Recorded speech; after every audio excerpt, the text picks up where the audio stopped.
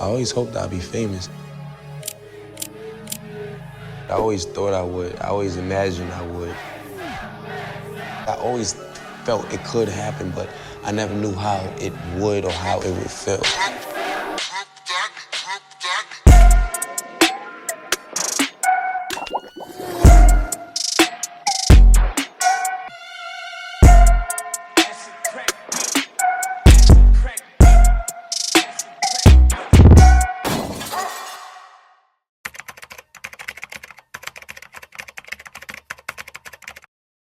When you think of artists that are a jack of all trades, who comes to mind? Drake, Kanye, Tyler the Creator? Artists that are all comfortable with rapping over a wide spectrum of beats and can even sing over instrumentals when the song calls for it. And another artist that meets this criteria with his psychedelic and cloud rap influences is A$AP Rocky. From way back in 2011 up until today, Rocky's taken his fans through an intimate journey of his multifaceted personality full of love, braggadocio, and melancholy. And so today we're digging through Rocky's records and illustrious career thus far in order to understand how he's become such an admired artist amongst rap fans worldwide.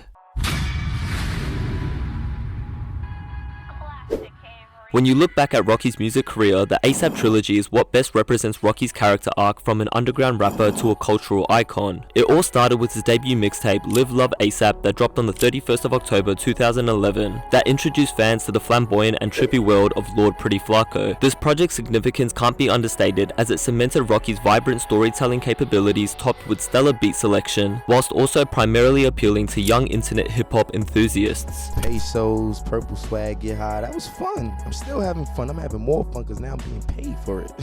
And while Rocky's quote-unquote swag demeanor and southern rap-inspired flows were key to his success, Clams Casinos and A$AP Ty's cloud rap beats with spaced-out reverby melodies were just as, if not more, pivotal to his career, with the beats off of his most commercially successful songs on the project, Purple Swag and Peso, both containing those hazy, dreamlike samples. And speaking of commercial success, Rocky would follow up this mixtape by dropping his critically acclaimed debut album, Long Live A$AP, on the 15th of January 2013. Long Live A$AP was a significant transition for Rocky through the lens of mainstream hip-hop, while still maintaining the psychedelic traits that he helped popularize prior. There's nothing out that's gonna be compatible to what I'm about to put out with this Long Live A$AP. This is nobody's project is gonna be touching this because it's not just like hip-hop. This is a revolution. This is a new start of something new. I embarked on something new and you guys hear it first, man. In more ways than one, his album sounded like a polished version of his mixtape, with the trippy deep voice still prominent, rapping about money, drugs, and women, and beats containing wavy melodies and sample chops. And one thing that Rocky doesn't shy away from on this project is his ability to appeal to a wide demographic. As with hits like Effin' Problems and Wild for the Night, he became a household name even amongst casual rap fans. However, achieving this kind of fame and notoriety can be both a blessing and a curse, as he was now at risk of having his entire sound and appreciation as an artist be defined by a single hit, which ultimately inspired the experimentation on the final installment of the A$AP Trilogy, At Long A$AP, which dropped on the 26th of May 2015. I wanted to manifest all my personality traits into this new album. I didn't want to hide nothing. I wanted to tell y'all I was doing psychedelic drugs. I wanted to tell y'all that I messed up with my relationship. I wanted to tell y'all I missed my best friend. I wanted to tell you guys these things. I don't want to hide nothing no more. And Rocky went on to do just that, exploring new subject matters such as his relationship with God, dealing with intimacy as an enigmatic individual, or the great inequality he perceives throughout modern society. He even simultaneously reached an even wider audience with this release, despite focusing on introspective songs and straying away from any sort of formula for commercial success, thus concluding the A$AP Trilogy on a high and showing his audience and the industry as a whole that authenticity and a true passion for your craft will always be a main driving factor for long-term success. And speaking about passion and love for the game, I think it's only right to talk about the A$AP Mob next and how Rocky's peers elevated his craft as well as the group as a whole.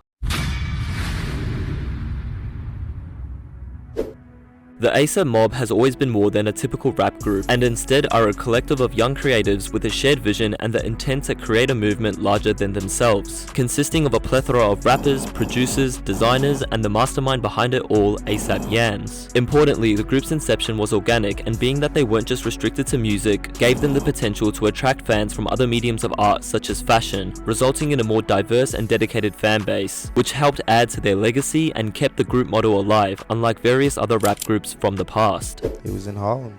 regular teenage shit, drinking nutcrackers and smoking weed and fucking with the hoes. You know, as niggas get older, it's not all about just fucking with the hoes. Like, what can you really do? You know, we all just put our talents together and did something constructive with it. Now here we are. Being a part of the ASAP mob benefited Rocky's career not just musically, but also gave him a greater sense of purpose, as his solo work elevated not only himself but also the entire ASAP brand, drawing listeners towards other members' music and ultimately using his influence for the collective good. And importantly, the mob was never a formal business entity within the music industry, which helped preserve an authentic, organic feel to their collaborations, as no music being made was ever forced, and as a result their music never felt uninspired. And when you analyze each rapper's key traits and contributions, they all came across as unique, avoiding biting each other's style, with Rocky not matching Ferg's energetic trap sound, Ferg not matching ASAP Nas' 90s New York inspired rap flows, and so on. You know, it's not like anybody else is a machine behind us. We don't have creative control. Everything we do is organic and it's just from us. Every individual in ASAP that makes music has his own kind of personality, and it's just like it's critique and it's unique to them.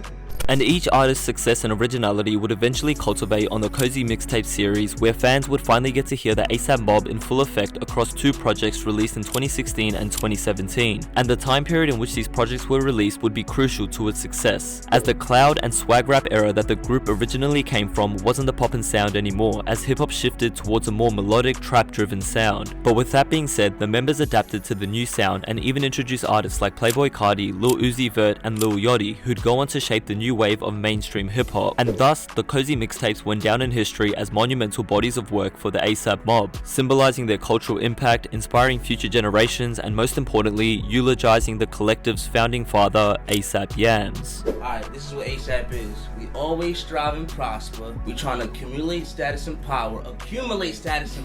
We always stacking, always paper chasing, but it's still, we assassinating snitches and police.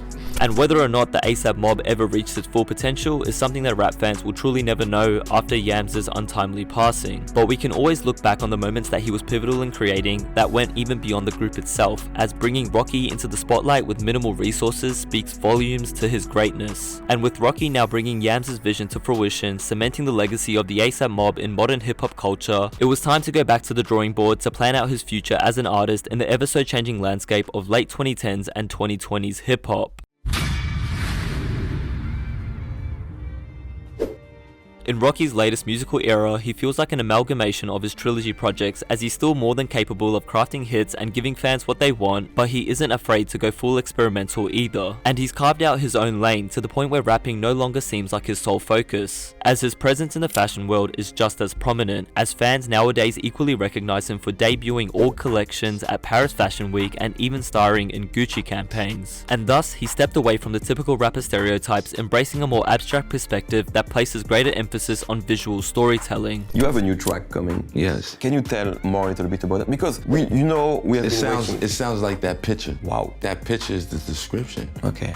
And in his abstract storytelling bag, on the 25th of May 2018, Rocky released Testing, his most thought-provoking and challenging body of work to date. And on the project, Rocky undergoes deep personal reflection by questioning the life choices he made up until that point and leaving the results of such decisions up to interpretation by the listener, as well as celebrating the highs of working into the position he achieved throughout his music career, whilst trying to remain as grounded to the truest version of himself. And the production is a rollercoaster with no structured sequencing between most of the songs on the project, and rather it's a pleasant scramble of beats scattered throughout the project, with UK grime influenced melodies on Praise the Lord to the symphonic acoustic instrumentals seamlessly blending in with one another on Changes. And as you could imagine, being so foreign from the ASAP Trilogy and even the Cozy tapes, fans for sure had mixed reactions on first listen. My music is ahead of its time, you know? And usually I feel like people who share the same kind of taste level as me, they get it right away. But that's just a niche market and demographic. But the masses usually catch on to what you mean or what you're trying to say or what you did 2, 3, 4, 5 years later. And this proved especially true with Testing, as fans eventually came to appreciate its significance, with Rocky experimenting in his purest form, pushing hip-hop culture further than it had gone before, with a style that could sound so simple on the surface but truly complex stylistically. And most importantly, he stayed authentic throughout the record. And as I mentioned in my Denzel and Jid video, authenticity in hip-hop triumphs any other personality trait, as it's the backbone for forging genuine connections with fans and peers, as it's the foundation for creating original, boundless art. I think at this point, I'm just mainly concerned with just kind of like reintroducing myself. The guy I am now is not the guy I came in this business as.